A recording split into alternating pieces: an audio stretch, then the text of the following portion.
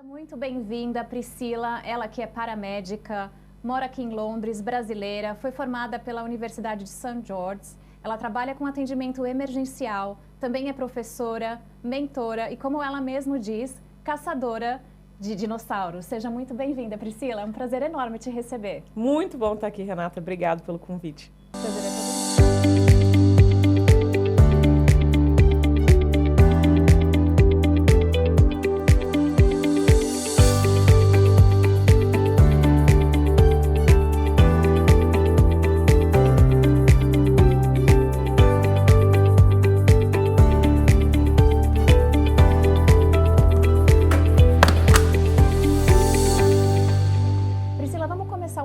Falando o que é o serviço de paramédico, para quem ainda não conhece. As pessoas ficam confusas, né? Porque, na verdade, não existe paramédico no Brasil. Essa é a verdade. Sim. Nós temos no Brasil socorristas e esses socorristas, todos eles têm as suas funções. Tem um socorrista médico, tem um socorrista enfermeiro e tem um socorrista técnico, né? E temos também no Brasil a pessoa que dirige a ambulância, o condutor. Verdade. Tá? Esse é mais ou menos o que tem uma ambulância no Brasil. Aqui não, aqui só existe paramédico na ambulância e técnico de paramédico. Nós não temos médicos ou enfermeiros ou pessoas que dirigem a ambulância. Eu mesmo dirijo as ambulâncias, entendeu? Você teve um treinamento para dirigir a Sim, ambulância. a gente tentou um treinamento avançado para isso. Então, para começar já, o layout, né, a maneira de organização, a estrutura já é diferente, tá? Então, para começar aí, assim... A formação do paramédico, ela é uma formação de curso superior, então a gente tem universidade e com essa universidade a gente estuda farmacologia, decisões clínicas e tudo mais, e o paramédico, ele tem a autonomia de decidir como a gente vai tratar nossos pacientes e se os pacientes precisam de um tratamento imediato, incluindo medicações intravenosas, intraósseas, intubação, em caso de emergência de esfaqueamento, por exemplo, a gente pode fazer uma decompressão do tórax do paciente para ajudar ele a respirar. Então, isso a gente não precisa de uma autorização de um médico, por exemplo, para falar para mim, pode ou não fazer, sabe? Eu mesmo posso decidir... Você tem autonomia de decisão. Exatamente. Eu decido quanto a morfina ou quanto diazepam que eu vou dar para o paciente, de acordo com o meu conhecimento clínico e o que eu estou vendo ali naquele momento que o paciente precisa. Então, a gente faz esse tratamento pré-hospitalar avançado. E quando o paciente está estável, a gente leva o paciente para o hospital ou, em casos que o paciente não tem uma necessidade de atendimento hospitalar, a gente pode fazer o que a gente chama de referrals, que é justamente direcionar esse paciente para outros médicos, para outros serviços que vão beneficiar o paciente sem a necessidade do paciente ir para um hospital, porque muitas pessoas não precisam ir para o hospital. O hospital é o último caso. Claro. Então, às vezes, eu chego para atender uma emergência, vejo que não é emergência hospitalar, mas que esse paciente tem uma necessidade, sim, de atendimento, e aí a gente faz esse referral, a gente manda ele para as outras questões. Então, o paramédico é um especialista em medicina pré-hospitalar. E aqui no Reino Unido a gente vê diferentes tipos de trabalho do paramédico. Então, a gente vê paramédico trabalhando na bicicleta, paramédico trabalhando no parque, andando. Tem os que trabalham no carro. Sim. E os que trabalham na ambulância. Sim. Mas também tem aqueles que ficam no telefone. Sim, a gente tem, na verdade, temos também que trabalham nas clínicas de GP, fazendo streaming. Tem paramédico que trabalha nos hospitais. Então, a partir do momento que você faz a faculdade de paramedicina, você tem aí um leque de atuações muito legais. Claro que o mais comum é o pré-hospitalar emergencial, que é o 999, que no Brasil acho que é 192, né, que você liga para o SAMU e tal, que é o que você falou. A gente pode trabalhar no carro, que é o meu caso, eu trabalho sozinha, eu não tenho ninguém comigo. Não tem ninguém, eu trabalho sozinho, eu dirijo, né, o carro, com sirene ligada, aquelas coisas todas até a emergência. E eu só atendo as piores emergências, tá? Eu não atendo mais, tipo, braço quebrado, coisa assim, eu não atendo. Eu só atendo emergências que a pessoa pode morrer a qualquer minuto ou já está morrendo, né? Ou então já está em óbito lá e eu vou fazer a verificação da morte. Então, assim, eu só faço coisas mesmo que são very time critical, que a gente fala, onde o tempo é crítico. É essencial. E por isso que eu trabalho no carro, porque as ambulâncias que a gente usa aqui são os caminhões da Mercedes e fica preso em trânsito. Porque Londres é igual a São Paulo, é igual ao Rio de Janeiro, tem muito trânsito. E o carro já consegue passar por isso. No centro de Londres, nós temos as bicicletas, porque tem muitos lugares no centro que não tem rua para carro. Então, as bicicletas vão nesses locais turísticos onde não tem como entrar carro, tipo Trafalgar Square e coisas assim, e vão fazer o atendimento de bicicleta, porque é muito mais rápido que até um carro. E temos também as motos, né? É verdade. Temos o helicóptero, que é o REMS, né? Que tem no helicóptero, neste caso, tem médico. O helicóptero sempre tem um médico e um paramédico. Mais uma vez, os enfermeiros aqui no Reino Unido não atuam de maneira nenhuma no pré-hospitalar. Não tem enfermeiro no pré-hospitalar. É bem diferente da estrutura do Brasil, né? Totalmente diferente. Os enfermeiros aqui são especialistas hospitalares e eles precisam de um médico. O enfermeiro não trabalha, ele não é tão autônomo, ele precisa de um médico sempre dizendo para ele se ele pode ou não dar medicamento e tal, enfim e tal. É claro que se ele se especializar, aí é outro 500. Eu estou te falando do enfermeiro, do paramédico que acabou de sair da universidade. O paramédico, ele tem mais autonomia e um conhecimento maior em relação à farmacologia e todas essas questões emergenciais do que o enfermeiro, né? Então, é um pouquinho diferente. Muito legal. Foi muito bom você explicar, porque sempre existe essa dúvida, né? E, às vezes, até o paciente fica um pouco perdido, o brasileiro, principalmente quando chega aqui do Brasil, eles não sabem qual é a diferença do 999 e do 111. Você poderia explicar também para eles? Claro, aqui a gente tem, para ambulância, nós temos 2 números, tá? O 999 é emergências de vida ou morte, ou seja, a pessoa foi esfaqueada, caiu de altura, está sofrendo talvez um ataque cardíaco, dores no peito, está inconsciente, ou qualquer coisa que seja risco de vida, você vai ligar para 999, tá? Vai atender uma pessoa e a pessoa vai te pedir para escolher se você quer ambulância, polícia ou corpo de bombeiro. Tá? Então, quando você liga para o 999, você tem que escolher o que você quer, porque é um número único aqui. No Brasil já não é. No Brasil é diferente, certo? Aqui o número é único e você escolhe qual é a emergência que você quer. Escolheu a ambulância, você vai lá e aí eles vão te mandar uma ambulância, dependendo da categoria do problema. A gente tem até 7 minutos, 20 minutos, 45 minutos ou 2 horas para chegar até você. Eu só atendo até 7 minutos e até 20 minutos. Que são as categorias mais críticas. Eu só atendo estas categorias. E você fica localizado numa área e aquela cobertura é sua? Sim, na verdade, a minha cobertura é Londres inteira, tá? Porque o software que sabe aonde nós estamos, quando alguém liga, por exemplo, se você ligar para a ambulância agora e eu tô nessa área aqui, você tá um quilômetro daqui, imediatamente eu já recebo no meu computador da ambulância que tem alguém ligando nessa área que precisa de ambulância. Eles já me despacham. Eu já estou a caminho. Enquanto você está conversando com a pessoa no telefone, eu vou recebendo ali por escrito, na tela, qual é o problema principal. Então, às vezes, começa como uma categoria 1, né, de immediate life threatening, ou seja, a pessoa precisa de uma ambulância agora, e às vezes diminui, tipo assim, não é isso mesmo, me cancelam. Então, às vezes, você vê uma ambulância de sirene e, do nada, ela desliga a sirene. Já vi. É porque a gente foi cancelado ou tinha um veículo mais perto que apareceu e, então, foi direcionado para lá. Então, é tudo muito avançado. Eles sabem onde você está em todos os momentos e a gente sempre vai para a emergência mais perto. Então, eu não estou presa fixa a uma área. Eu estou em volta de mim. Geralmente, eu vou para até 10 milhas ao meu redor. Então, a minha área... Você está entendendo? Tô. Se eu estiver aqui, são 10 milhas. Então, onde eu estou, são 10 milhas. Que é mais ou menos o que eles mantêm a gente responder. E já o 111 que a gente estava falando? O 111 é o Non-Emergency Number. O que significa isso? Que você está com um problema, mas que não é de risco de vida ou morte. Porém, você está com um problema médico ou seu filho, tá? E você precisa aí de um conselho, ou você precisa de um medicamento, ou enfim, você quer falar com um médico e não é emergencial. Você liga para esse número, eles vão te fazer... uma orientação. Isso, eles vão te fazer umas 50 perguntas, tem que ter paciência. E aí, eles vão direcionar você para o que eles precisam. Se no meio do caminho eles perceberem que o que você está reclamando, né, de sintomas e tal, é sério, eles mesmos podem também mandar ambulância. Eles podem falar, quer saber? O seu caso é mais sério do que você imagina. Então, a gente vai te mandar uma ambulância. Então, muitas vezes eu vou para a ambulância, quando a pessoa liga para o 1, eu também vou. Depende do que eles acham lá que está errado.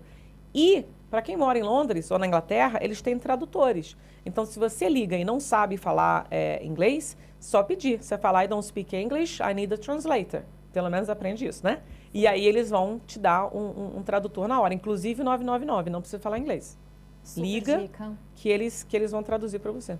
Viu só, então, a Priscila está dizendo para os brasileiros que moram aqui na Inglaterra ou no Reino Unido no geral, não sabe falar inglês, esse não é um problema. Pedem tradutor, vocês vão conseguir falar em português, a tradução vai ser simultânea. Sim. A ajuda vai vir. Sim. Né? É melhor pedir a tradução do que até querer se expressar em inglês e não conseguir na hora da emergência, no calor ali da situação. Sempre peçam a ajuda, né? Isso. Agora, Priscila, a gente sabe que o trabalho do paramédico pode ser atender um pequeno corte, como também pode ser um infarto, né? Como que você se prepara mentalmente e fisicamente para o seu plantão? Porque é bem puxado, né? É super puxado.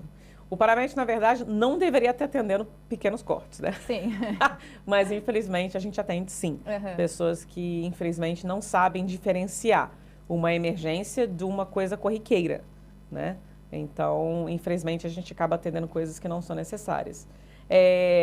Só deve trabalhar nessa área quem realmente tem uma predisposição para entender que o paramédico, a gente trabalha com desgraça o dia todo. Porque ninguém me liga porque está feliz. Ninguém liga para o 999 porque, estou tão feliz, quero ver um paramédico hoje. Então, assim, eu sempre vou para situações tristes.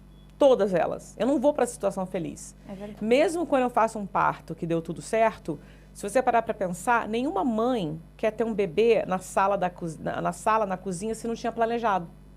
Sabe? A mãe não planejou aquilo. Então, se eu vou lá fazer o seu parto, por mais que tenha sido maravilhoso, a criança está bem e é uma coisa feliz, você não queria que fosse assim. Então, assim, eu só vou para coisa triste. Então, você passa 12 horas do seu dia, eu trabalho plantão de 12 horas, 4 vezes, né, na semana, várias vezes. E são aí quantos? 48 horas, né? Não é isso? De desgraça na minha semana. E como que você lida com isso? Então, primeiro que você tem que ter noção disso, né? Segundo, é muito importante você ser uma pessoa que conversa com seus amigos, que fala com a sua família. Você precisa de um suporte externo ao trabalho, não trazer trabalho para casa, no sentido de que não é que eu vou carregar os pacientes para cá, mas o que você atendeu no trabalho, as mortes e tudo, fica no trabalho. A partir do momento que eu tiro aquele uniforme, eu sou a PRI. Eu não sou mais a paramédica. Eu tento não ficar muito, sabe? Mas no trabalho tem muito suporte. No trabalho tem psicologia, tem fisioterapia, caso a gente se machuque. Tem todo um suporte no nosso trabalho. Tem o número 24 horas que eu posso ligar a qualquer momento, mesmo quando eu não estou no trabalho, para pedir conselho, para falar, olha, eu não estou bem, preciso conversar com alguém. Eles têm 24 horas alguém ali para conversar com a gente, porque a gente atende coisas assim inimagináveis que nem filme de terror aparece. A gente, infelizmente, tem que passar por isso. Então, eles estão lá para a gente poder conversar. E é importante, né? Porque quem é saudável mentalmente faz terapia, né? Sim, sim, com certeza. Então, são pessoas saudáveis que fazem terapia. Me preocupa aquelas que nunca fizeram. Porque todo mundo precisa. Não existe, eu não preciso. Então, a pessoa que diz que não precisa de terapia é que mais precisa. Eu concordo.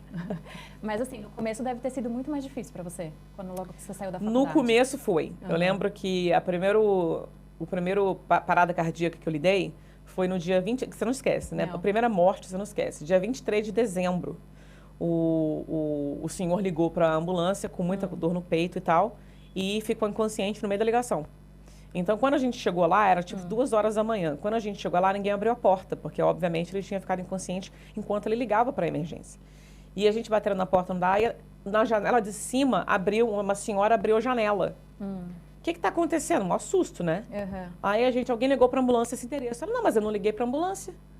Aí, nisso, ela olha para a cama dela, onde o marido deveria estar deitado. Ai, foi o marido. Ela olhou e o marido não estava lá, no quarto dela. Ela assim, meu Deus, meu marido não está aqui. Aí ela entrou em pânico, desceu, e a gente tentando explicar para ela, desce e abre a porta. Tipo, não vai procurar ninguém, eu tenho que entrar. Mas não, a pessoa em pânico, ela desceu para onde tem a sala e encontrou o marido já caído, sem respirar, né, já morto, né, na verdade, na sala com a árvore de Natal, porque era 23 de dezembro, árvore de Natal, presente para os netos e tal. Acho que ele tinha uns 70 anos, não era nem idoso, assim. E tudo lá, não sei o quê. Aí ela abriu a porta com aquela cara de desespero, porque imagina você acordar com isso, né? E a gente entrou, já tinham 6 uma equipe, já tinham 2 ambulâncias e um carro lá. A gente já entrou, viu que ele estava com parada cardiorrespiratória e começamos a fazer ressuscitação. Eu era estudante ainda de paramedicina, então para mim foi tipo, uau, o que está acontecendo aqui? Então eu fiz só massagem cardíaca, coisa simples naquele dia. E a gente não conseguiu trazer ele de volta. Né? A gente fez a verificação da morte dele ali. A gente trabalhou nele, foi quase 1 hora de tentativa de reanimação e ele não reagiu. Então, a gente mesmo falou, então paramos, né? E explicamos para a esposa que, apesar dos nossos melhores esforços, não foi, né, possível salvá-lo e que a gente não sabe o que causou a morte, mas provavelmente um ataque cardíaco fulminante aí que foi a causa da morte e tal. Isso para mim me marcou muito, porque eu estava em pé na sala, porque quando você é estudante, você fica só olhando, né? Você não fica tão envolvido, né? E aí, eu lembro que eu fiquei parada na sala e eu fiquei olhando assim para a árvore de Natal, para os cartões de Natal, para os presentes no chão. Para a esposa sofrer. Para a esposa, aí falando que tinha filhos, que tinha 3 filhos, tinha sei lá quantos netos, e não sei o quê, e os filhos da minha idade, sabe assim? Aí você começa, o que você começa a fazer, que é uma coisa muito comum na pessoa inexperiente? Você começa a viver aquilo como se fosse seu, entendeu? Então, você começa a fazer o quê? Você começa a se colocar no lugar do filho daquela senhora. Isso aí você não pode fazer. Não, você vai ficar doido. Tem que separar, né? Pois é, mas isso é comum no início. Então, assim, como você consegue desassociar da desgraça e, ao mesmo tempo, mostrar empatia? É aí que é o segredo. Porque o profissional de saúde, ele vai segurar a sua mão, vai dizer, lamento muito, nossa, não consigo nem imaginar. E você vai sentir o nosso amor, mas estamos totalmente desassociados. Ou seja, quando eu chegar em casa, eu nem lembro de você. Eu sei que é horrível falar isso, mas se a gente não desenvolver essa capacidade de empatia desassociada, a gente adoece. Porque enquanto que para você é o pior dia da sua vida, para mim, já tive 6, 7 pacientes igual você essa semana. Então, você é muito importante para mim, mas eu não posso dar a mesma importância que você está dando. Você está entendendo? Porque para você, uma morte na sua família é horroroso. Você é a minha 7ª pessoa pela que eu estou segurando a mão e dizendo, sinto muito, a gente não conseguiu salvar, nanana. Então, é uma arte. E isso não aprende na faculdade. Não. Isso aí você aprende no dia a dia mesmo. No dia a dia. E nem todo mundo consegue lidar. Não é todo mundo. Muitas pessoas vêm para a área, né, e depois de 2 anos vai embora, né? Inclusive, após 2 anos de formado de paramedicina, a desistência é até impressionante. As pessoas falam, não era o que eu estava imaginando. Não é, entendeu? Então, é experiência, não sei o que dizer. O outro lado da sua atuação como paramédica é dirigir, né, o carro, dirigir a ambulância. Conta para nós como que é lidar com uma situação de emergência, ter um paciente ali super grave e ainda ter que coordenar o trânsito para você conseguir o melhor e o mais rápido suporte dos hospitais. Então, ainda bem que não tem uma câmera me filmando e me ouvindo xingar, porque eu vou falando palavrão do início até o fim. Você fala em português? Em inglês, é português, eu vou xingando. Ainda bem que a sirene tá ligada, ninguém ouve eu xingando, né? Mas o nosso treinamento, ele é muito avançado.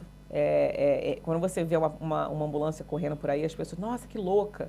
Não, tudo que a gente faz é calculado, é treinamento, e a gente sabe abrir o trânsito. Eu sei comandar o trânsito, eu chamo o trânsito das minhas ovelhinhas.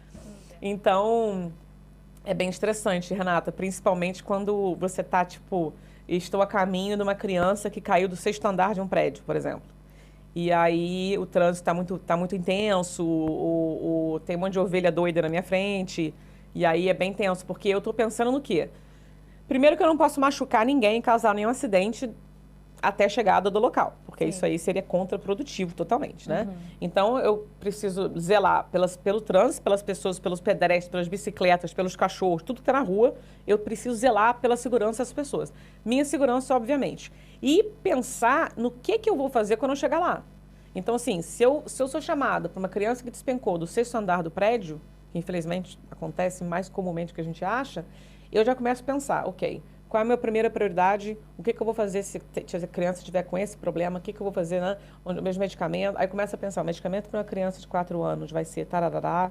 Então, assim, a minha cabeça parte do meu cérebro está pensando clínico, o que eu vou fazer quando eu chegar lá, e a outra parte chegue lá viva e não machuque ninguém. Entendeu? Sim. Então, também, a experiência e muito treinamento para poder dirigir desse jeito. Eu dirijo o caminhão e dirijo a ambulância também. Como foi seu treinamento? O treinamento que a gente faz é num lugar específico, geralmente dentro de um aeroporto onde tem muito espaço. E aí eles colocam vários obstáculos, assim, você tem que dirigir em alta velocidade sem bater nenhum deles, dar ré em alta velocidade sem bater nenhum cone. E aí a gente faz um treinamento de derrapagem, que é um carro específico com rodas extras do lado. É como se o carro estivesse numa plataforma. E o carro, ele derrapa com muita facilidade porque a roda verdadeira não está no chão. Você está meio que a roda da frente está, a de trás não está, não sei como é que é. Mas você não pode, aquele carro não pode rodar 360 graus. Se rodar, você falha. Então, tem um cara do seu lado, que também tem controle do carro, ele tem até o volante, Assim, é um carro totalmente feito para isso. E ele vai fazer você derrapar de propósito. Então, ele fala, eu vou te dar uma derrapagem muito difícil, você não pode deixar o carro derrapar, assim, fazer 360. Você vai ter que controlar esse carro. E cada vez mais rápido. Começa devagar e vai cada vez mais rápido. E se você deixar o carro rodar, você falha. Então, primeiro tem o treinamento e depois tem o teste, né? Então, a gente totalmente treinado contra isso. Condições molhadas, condições secas, tudo. É bem legal o treinamento. Muito interessante, né? Eu jamais imaginaria. A gente sabe que, claro, vocês devem ter um treinamento, mas vai muito mais além do que a gente para pensar no dia a dia, né? Quando a gente vê uma ambulância passando por ali. O quão estressante é o trabalho de vocês. Parabéns. Né? Obrigada. Não é, como você acabou de falar, não é para todo mundo. Sim, não é. Eu fico muito feliz de saber que você está nessa profissão, representando os brasileiros, né? Aqui fora. E as mulheres. E as Girl mulheres. Power. É isso aí. Vamos lá. A gente sabe que aqui no Reino Unido ocorre aproximadamente 6 mil mortes como resultado de acidente doméstico. Crianças menores de 5 anos e os idosos acima de 75 são as populações que são mais atingidas. É verdade? É verdade. Mais ainda os idosos. Inclusive, eu tenho uma experiência muito fresca que aconteceu anteontem, de uma senhora de 85 anos que caiu na escada de casa. Caiu assim, lá de cima. A escada da casa tinha 18 graus. Era de tapete, mas só tinha corrimão de um lado. Aqui é muito comum as escadas dentro da casa só ter corrimão de um lado. Eu não sei o que houve com a senhora, que a senhora era muito bem. Ela não era uma senhora, ela tinha 85, mas não era uma senhora enferma. Era uma senhora saudável, tá? Ela tinha problema. Todo mundo de 85 toma remédio, tem suas questões, né? Sim. Mas ela andava, ela fazia o próprio café da manhã dela, sabe assim? Ela não era uma senhora que você... Independente. Totalmente independente. O que aconteceu? A filha dela, que tem mais ou menos um pouquinho mais velha que eu só, eu tenho 40, a filha deve ter uns 45, e ela a senhora mora com a filha e a netinha, de 13 anos, né? E aí as crianças na escola, a filha saiu e virou para a mãe e falou assim, mãe, eu vou no banco fazer umas coisas, não sei o que, eu vou passar no supermercado, vou comprar comida, você quer? Não quero nada não, tá? Então eu volto lá pelas 2, 3 da tarde, tá? Então tudo bem. Ela saiu, ligou para a mãe dela, que era tipo 11 horas da manhã, ligou para a mãe dela, mãe, tá tudo bem? Não, tá tudo bem, eu vou dormir, tô um pouco cansada, tá tudo bem. Daqui a pouco eu tô em casa. Então tá, foi a última vez que ela falou com a mãe dela. Até aí tudo bem. Ela chegou em casa 3 horas da tarde, encontrou a mãe inconsciente assim, no final da escada. No final, com a perna ainda assim para a escada, mas com a cabeça para cá, né? Tipo, a escada tá aqui, a cabeça dela aqui, a perna ainda assim na escada, né? Mostrando sinais de déficit neurológico que condiz com uma contusão. É difícil traduzir para o português, é por isso que eu fico. Um problema no cérebro, né? Algum machucado no cérebro, uma contusão no cérebro, ou então um AVC. E ninguém viu ela cair. Então a gente fica assim, cara, ela caiu, ela passou mal subindo um degrauzinho, caiu para trás, o que foi que aconteceu? Eu fui a primeira a chegar e tava comida para tudo quanto é lado, porque ela chegou com sacola de compra, viu a mãe e jogou a sacola no chão, né? Então tinha muita coisa no chão, ela desesperada. E aí, como paramédico, eu chegando sozinha, eu tenho que fazer toda essa gestão do que está acontecendo, porque eu tenho 2 pacientes, né? Eu tenho a senhora que está no chão e a mulher desesperada, né? Então, a primeira coisa que a gente tem que fazer é dar alguma coisa para a família fazer. Porque quando você dá uma coisa para o familiar fazer, ele meio que acalma e sai um pouco da sua frente, porque eu preciso ali... Para você poder trabalhar. Então, eu virei para ela e falei, amor, faz um favor para mim. Pega todas essas águas aqui, todas as coisas que tá aqui, leva lá para a cozinha, para poder me dar espaço, tá bom? Você faz isso para mim? Ai, faço. Ela ficou lá, busy, ocupada, tirando toda a comida do chão, e eu pude focar no que estava lidando ali. Como eu não sabia se ela tinha caído de cima, a gente trata como se tivesse caído de todas as escadas. E realmente parecia que sim, que ela estava com um monte de corte, assim, sabe quando o idoso tem a pele muito fina, né? Sim. E a pele descasca, né? Ainda mais você que é dermatologista. Aquela pele que... uma seda, a pele. Exatamente. Então estava com que me pareceu que ela realmente rolou pelo carpete, o carpete foi puxando a pele dela, assim. E devia estar tomando algum blood thinner. Pixaban, esses medicamentos, né? Então, primeiramente, ela estava respirando por ela mesma, o que é bom, mas ela não estava respondendo a estímulo nenhum. Ela, um pouquinho de estímulo de dor ela respondia, mas não respondia nada. Eu vi que era uma situação muito grave e eu falei, ela pode parar de respirar a qualquer momento, porque ela está aqui. Eu não sei o que está acontecendo aqui, se é a queda da escada ou uma coisa médica, mas é catastrófico. Isso aqui é muito sério, ela tá muito mal. E aí que eu já botei oxigênio nela, e não sei o que, consegui pegar um acesso venoso, aí a ambulância chegou. A ambulância maior chegou já com a tripulação da ambulância. E eu virei para eles e falei assim, que é major trauma, né? A gente tem que tratar com major trauma. Então eu já direciono eles, porque como eu sou a primeira paramédica a chegar, eu que lidero o time e eu que escolho o que vai acontecer. A não ser que eu faça... eu aceito opiniões, né? Tem outros paramédicos, não é melhor fazer assim? Não tem problema, mas normalmente eu que faço a decisão ali. Então eu virei para eles e falei, ó, traz tudo para imobilizar a senhora, a gente vai ter que botar ela na prancha, tudo, colar cervical e tudo, não sei o quê. E eles foram trazendo tudo para mim, um dos paramédicos ficou para trás, a gente começou a dar medicamento para ela. Eu dei um medicamento para ela, chama TXA, que é um medicamento, em português, acho que ácido tranexâmico. Exatamente, obrigada. Já dei um medicamento na veia para ela, que é um medicamento que a gente dá para justamente ajudar a coagulação do sangue, para evitar sangramento interno, caso esteja acontecendo. Ela já estava no oxigênio, e aí a gente conseguiu fazer o packet dela, né, colocar ela toda direitinha lá, e já levamos ela como prioridade para o hospital. Esse foi um dia que eu acabei saindo do trabalho atrasada, porque eu terminava às 5h30 da tarde, eu fui chegar na minha estação às 7 da noite. Por causa dessa senhora, eu tive que ir com ela. Uau. Eu não abandonei ela, eu fiquei com ela até a chegada do hospital. E a filha dela foi com a gente na ambulância também. E ela como ficou? Depois você soube? Ela ficou em estado crítico, eu não sei.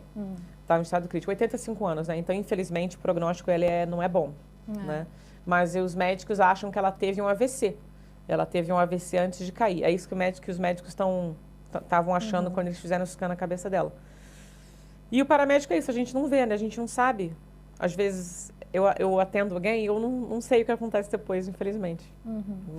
Mas aí, para mostrar para você que a nossa casa é muito perigosa. Sim, com certeza. E vale a pena a gente falar, porque assim, o que me chocou culturalmente quando eu vim do Brasil para cá, foi de ver que eles são totalmente independentes, os idosos, né? É bonito de ver, mas também, não sei se é porque culturalmente a gente tem essa parte familiar com muito vínculo, né? Então a gente sabe que os idosos no Brasil, geralmente eles têm alguém da família morando com eles, né? Sim. E aqui é totalmente o inverso. Sim. E eles não aceitam ajuda. Não querem ajuda. Não querem ajuda nem para subir um degrau. Se você for lá oferecer ajuda, é um insulto para eles, né? Sim. Isso é muito diferente culturalmente. Eu lembro que quando eu cheguei, a minha vizinha, ela tinha 92 anos. E fazia um mês que a gente estava morando. De repente, a gente não viu mais a vizinha e ela sempre aparecia no jardim, falava oi. E minha mãe falou assim, nossa, acho que ela foi viajar. Quando a gente foi ver, ela tinha falecido. E faleceu sozinha. E descobriram também depois de alguns dias.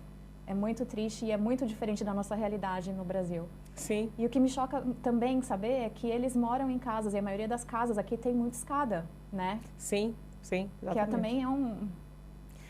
Aqui como aqui é muito antigo, muitas casas são antigas, não existia elevador naquela época, né? Então as casas têm escada, a maioria das casas tem 2 andares e tem que ter feito, na verdade, quando eu vou na casa de um idoso que mora sozinho, eu faço um referral, que a gente passa a situação do idoso para uma equipe especial que vai na casa do idoso e coloca como é que fala em português? Banisters. Que coloca um extra suporte na casa. Então, se precisam ter aquela cadeira que ele senta e vai subir a escada. O elevador, exatamente. Então, assim, quando eu vou para uma casa de um idoso que tem problemas assim, eu faço o quê? Eu mando para esse time, o time vai lá, instala tudo isso na casa do idoso. Isso é pela NHS. Instala coisa para evitar que os idosos se machuquem, né? E também aqui tem muito cuidador, tem muita empresa que oferece cuidadores para os idosos, né? Então, muitos deles têm cuidadores 4 vezes por dia até, para ajudar. Priscila, a gente vai chamar os nossos intervalos e a gente já volta. Tá bom. Obrigada.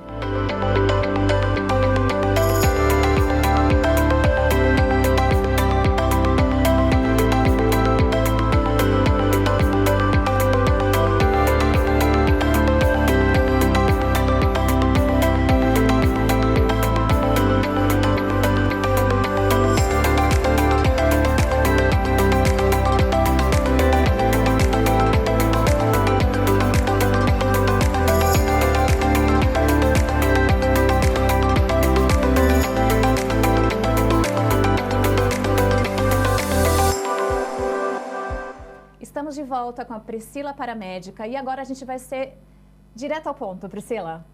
Numa situação de um ataque cardíaco, como a pessoa deve agir, que os familiares ou quem estiver perto de alguém que está sofrendo um ataque cardíaco deve fazer? Bom, primeiramente, suspeita de ataque cardíaco é sempre 999 ou no Brasil 92 para ligar para a ambulância. Sem sombra de dúvidas. Então, a primeira coisa, se você suspeitar que alguém está tendo um ataque cardíaco, você vai ligar para essa ambulância, porque é melhor ligar do que não ligar. Sim, então, primeiramente isso. Segundo, é entender os sintomas. Ah, mas como é que eu vou entender os sintomas? Pois é uma ótima pergunta isso, porque por mais que a gente saiba os sintomas clássicos de ataque cardíaco, que é a dor no peito, a pessoa fica tonta, fica sem ar, nem sempre o ataque cardíaco vai se apresentar desta maneira. Por exemplo, mulheres têm mais dor de estômago do que dor no peito. Uhum. Então, uma mulher que está... Você tem que ver também a predisposição e a possibilidade daquele paciente ter ou não ataque cardíaco.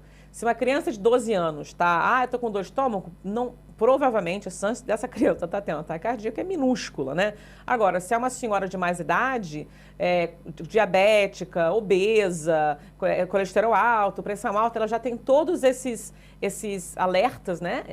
Então, assim, você pensa, cara, essa pessoa já é uma pessoa que corre maiores riscos, mais propensa, né? Pela saúde dela atual. Então, você já começa a pensar. Então, assim, a dor no peito e dor epigástrica, ela nem sempre é um ataque cardíaco. Então, por isso que eu falo, olhe a pessoa como um todo, e não apenas o sintoma. Se você olhar só para um sintoma, aí todo mundo vai chamar a ambulância o dia todo, né? Ah, eu fui malhar, exagerei aqui o peitoral, vou chamar a ambulância, porque não. Aí é uma coisa muscular, entendeu? Então, assim, a dor no peito é pressão. A dor de ataque cardíaco é uma dor pressão. É como se tivesse um elefante sentado no seu peito e você não consegue respirar direito. Você fica com falta de ar. Você fica com aquela dor no peito. Não é igual dor, assim, imagina alguém pegando uma faca e fazendo assim. Não é isso.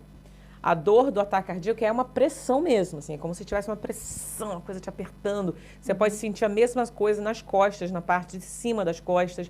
Você pode sentir uma dor do lado esquerdo do braço, na parte interna do braço, que tem um nervo aqui, tá? E às vezes também do lado direito acontece. Então, qualquer um dos braços, dor peitoral, dor nos braços, cansaço, fadiga, dificuldade de respirar, náusea, vontade de vomitar, a pessoa fica pálida, começa a suar frio, né?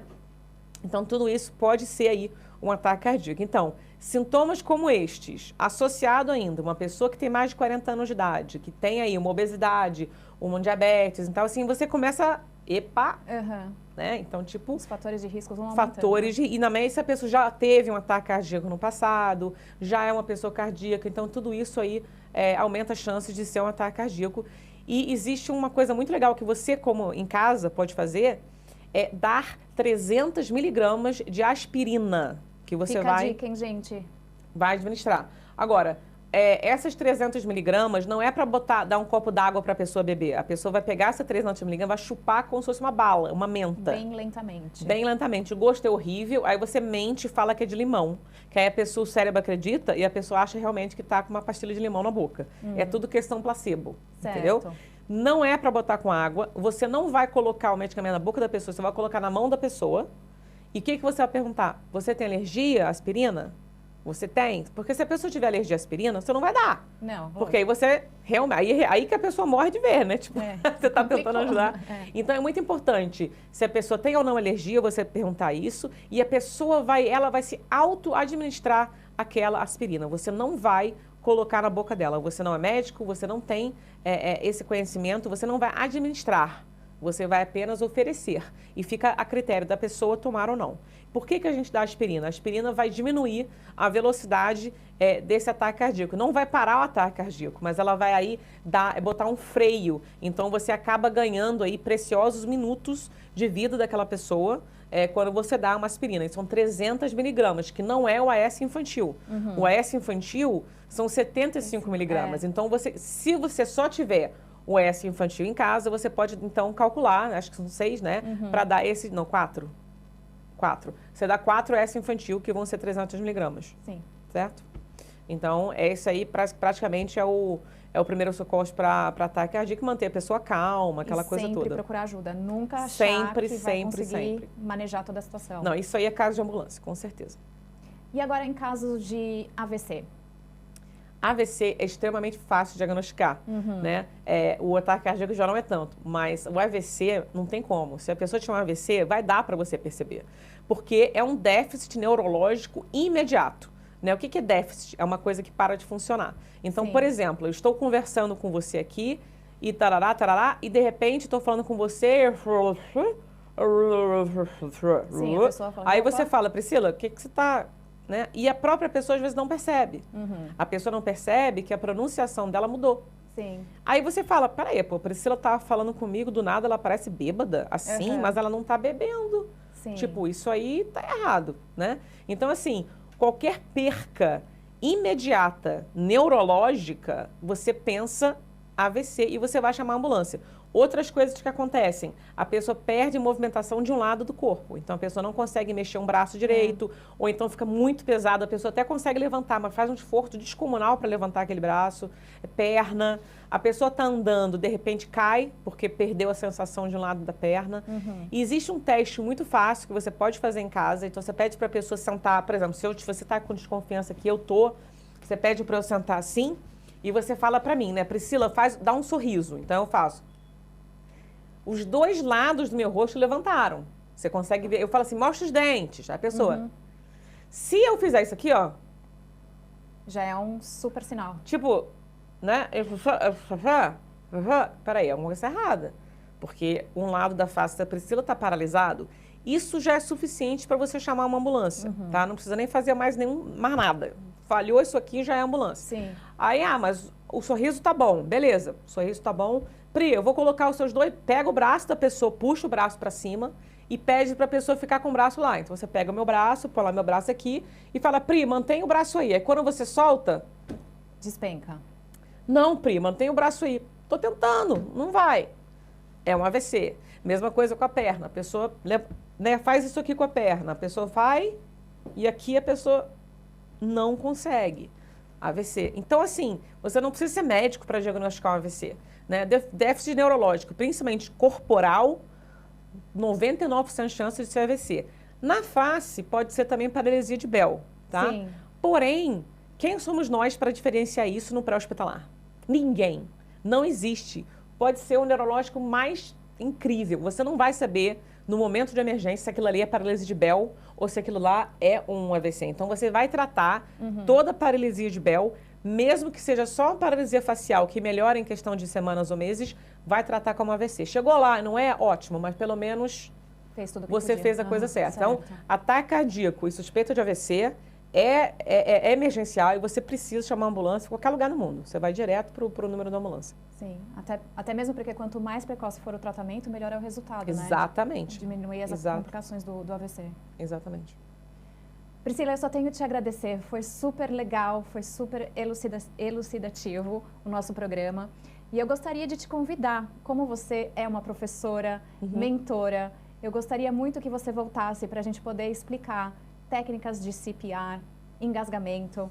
Vai ser um prazer voltar aqui. Eu já volto aqui com o meu boneco, com a minha assistente, e a gente pode fazer uma demonstração de desengasgo, de torniquete, várias outras coisas, né? CPR, que você falou, que é a manobra de compressão cardíaca e respiração boca a boca. A gente pode mostrar tudo isso para vocês. Perfeito, perfeito. Muito obrigada. Obrigado você. Prazer. Beijão, gente. Tchau, tchau.